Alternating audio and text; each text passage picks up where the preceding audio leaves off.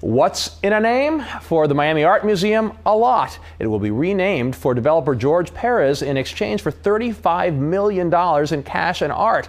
CBS 4's Gio Benitez is in Miami, and Gio, there has been a quick backlash.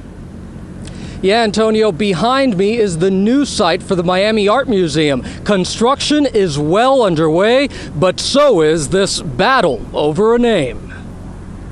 The name of the museum was never for sale.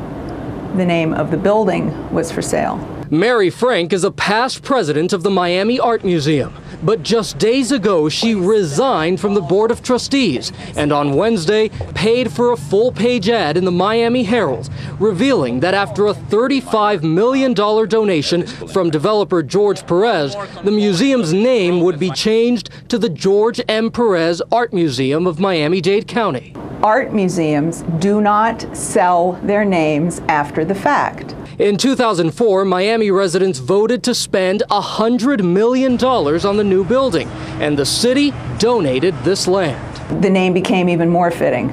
Now Mary Frank wants those Miami residents to speak up against the name change. Ricky Areola is on the board. Well, everyone's entitled to their opinion, and she certainly is entitled to her opinion. But I think it's great for Miami. It's certainly great for the museum, and I think it's a great thing for George to be able to be in a position to make this kind of gift. The generosity of the gift is not to be diminished at all. Michael Spring is the director of Miami-Dade Cultural Affairs. Well, there's a long and distinguished tradition of museums and art institutions being named after large donors. They've had that name from the very inception of the institution, not 15 years down the road changing the name. We asked Spring about art museums changing names. I have to tell you, though, the American Association of Museums can't find a single example of this ever happening in this country, other than on a university's campus. Well, I'm surprised to hear that, because there are museums all over the country that have names of great donors that range from the Guggenheim in New York to museums but like those are founders. Well, but in point of fact, the Miami Art Museum is a first-generation museum.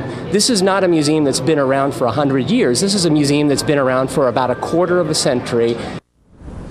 Back out live, we're told this new art museum will actually open in about 2 years. By the way, we tried to reach George Perez today, but his office says that he would not comment on this issue. We're live in Miami. I'm Gio Benitez, CBS 4 News. All right. Thanks, Gio.